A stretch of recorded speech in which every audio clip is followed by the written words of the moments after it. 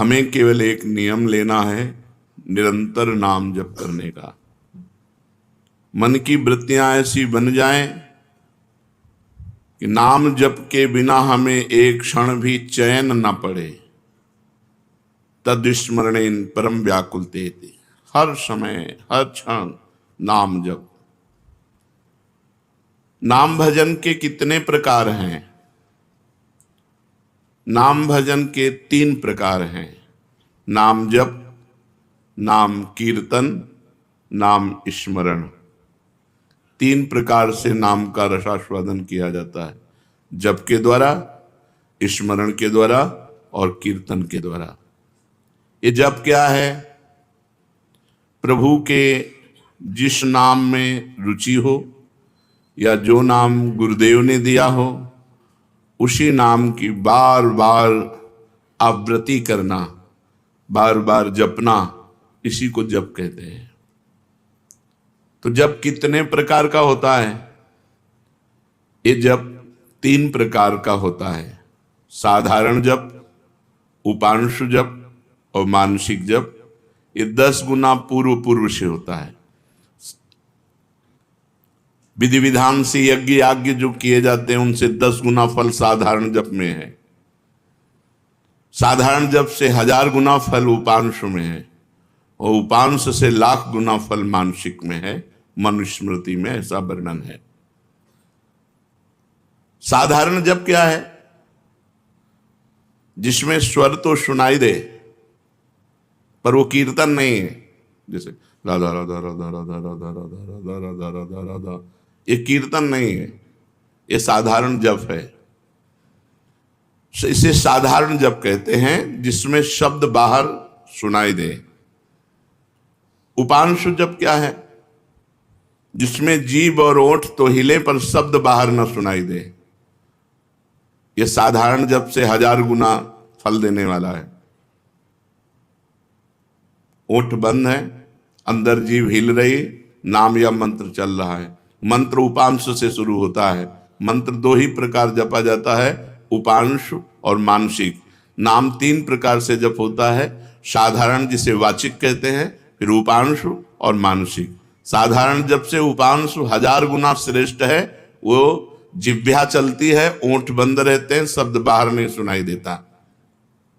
मानसिक जप जिसमें जीभ भी न हिले और न ओठ हिले, केवल मन से मंत्र का जप करना। जैसे ऐसे शांत बैठे, कोई हरकत बाहर नहीं दिखाई दे रही और अंदर मंत्र चल रहा है, नाम जप चल रहा है। इसे मानस जप कहते हैं।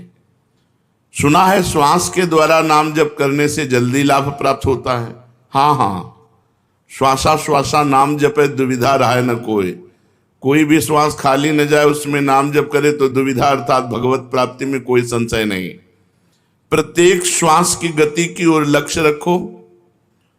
हर श्वास के आने जाने में श्वास के साथ नाम उच्चारण करो। अगर ऐसा नहीं बनता तो उपांशु के साथ श्वास जोड़ो, जिह्वा हिलाओ, नाम या मंत्र जप करो ओंठ बंद करके और श्वास के साथ।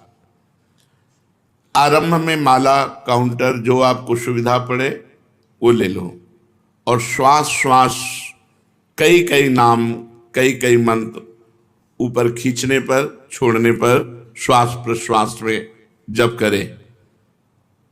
धीरे धीरे मन लगने लगता है, क्योंकि बिना मन के छूट जाएगा श्वास की गणना छूट जाएगी। हर श्वास में नाम जप करना है। स्मरण क्या है? स्मरण युक्त जप किसे कहते हैं? स्मरण केवल मन की वृत्ति से होता है।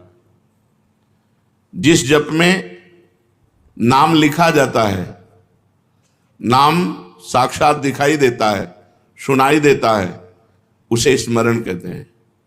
पूरी स्मृति में नाम या मंत्र विराजमान है, आप उसी में डूब कर जप कर रहे हैं। ये केवल मानसिक होता है, ये न वाचिक होता है न उपांश होता है, ये होता ही मानसिक है। इसीलिए प्रायः इस पर ज़्यादा देर साधक टिक नहीं पाते। नाम मंत्र चल रहा है, बार बार उसी की आवृत्ति लिख रहे हैं, बार बार उसी को सुन रहे हैं, लेकिन जिह्वा नहीं चल रही, कोई चेष्टा नहीं हो रही, अंदर ही हो रहा है। इसे जप स्मरण युक्त कहते हैं, स्मरण जप कहते हैं। ये मानस मूर्ति पूजा की भांति नामोक्षरों की भावना मन में कर सकते हैं? हाँ, कर सकते हैं। जैसे श्री राधा वल्लभ लाल जी की रूप माधुरी सामने है, अब उनके मस्तक पर लिख रहे हैं मंत्र, उनकी छाती पे लिख रहे हैं, उनकी बाजुओं पे लिख रहे हैं, उनके चरणों में लिख रहे हैं, और बार बार जहां मन आया पूरे श्रीअंग का दर्शन करते हुए वहीं बार बार मंत्र लिख रहे हैं, बार बार नाम लिख रहे हैं। मानस मूर्ति की पूजा की भांति आपको लाभ देगा। क्या नाम अक्षरों की आवृत्ति का और कोई उपाय है? हाँ, मन की रुचि के अनुसार आप आकाश में कर सकते हो, आप हृदय में अपने कर सकते हो, आप अपने मस्तक पे कर सकते हो, मस्तक पे बार बार लिख रहे हैं अपने अंदर से, या आप अपने हृदय में लिख रहे हैं, या सामने बाहर लिख रहे हैं, जैसे आपकी रुचि बने। या आप नाम के पूरे गहने पहना दीजिए ठाकुर जी को, चरणों में नूपुर तो नूपुर की जगह नाम मंत्र, बाजुओं में बाजूबंद तो बाजूबंद की जगह नाम मंत्र, कुंडल की जगह नाम मंत्र, तिलक की जगह नाम मंत्र हम बार बार लिख रहे हैं।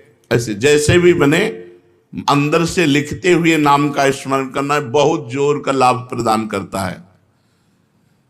तो नाम जप, नाम स्मरण, नाम कीर्तन। नाम कीर्तन में गगन भेदेश्वर होना चाहिए, उच्च स्वर स्तंभद सर्वदैव, ऊंचे स्वर से कीर्तन होना चाहिए। जितना उच्च स्वर से होगा उतना ही कीर्तन लाभ देगा। कीर्तन कितने प्रकार के होते हैं? अकेले भी ताली बजाते हुए भगवान नाम कीर्तन होता है, आर्त भाव से अकेले पुकारते हुए ताली बजा रहे भगवान के नाम का कीर्तन, या कई लोग मिलकर के भगवान नाम कीर्तन कर रहे हैं, भगवान का गुण कीर्तन कर रहे हैं, मृदंग है, मंजीर है, ढफ आदि वाद्य बजाते हुए कई लोग मिलकर भगवान के नाम का कीर्तन, गुण कीर्तन। संकीर्तन का क्या प्रभाव है? जहां तक नाम पहुंचेगा वहां तक निष्पाप कर देगा। जिनके कानों में, पशु पक्षी जिनके भी कानों में नाम ध्वनि, गुण ध्वनि पहुंची, गुण ध्वनि चतुरासी जी, जैसे आप चतुरासी जी गायन करते हैं, ये गुण ध्वनि है, महिमा ध्वनि है। नाम ध्वनि, नाम कीर्तन, राधा राधा राधा, ये जहां तक जिसके कानों में पहुंचेगी, पशु पक्षी चिड़िया सबके पाप को नष्ट कर देती है। इसीलिए इसे उच्च स्वर में गाया जाता है नाम कीर्तन। यहां तक कि जड़ वृक्ष भी पवित्र हो जाते हैं, वो जगह पवित्र हो जाती है जहां नाम कीर्तन होता है। ये तो हम समझ गए। अब हर समय नाम जप कैसे हो? भगवान के नाम में महत्व बुद्धि होने से, अपनी भूल पर पश्चाताप होने पर, मैं क्यों भूल गया इतने सेकंड नाम, और बार बार नाम की आवृत्ति अभ्यास करने से, अभ्यास की कमी के कारण, महत्व बुद्धि ना होने के कारण, भूल जाने पर पश्चाताप ना होने के कारण आपका भजन छूटता है। पूर्ण विश्वास करो, इसी नाम से सब कुछ हो जाएगा। नाम में रुचि हो जाए, नाम में प्रेम हो जाए, यही हमारी साधना की पूर्णता है।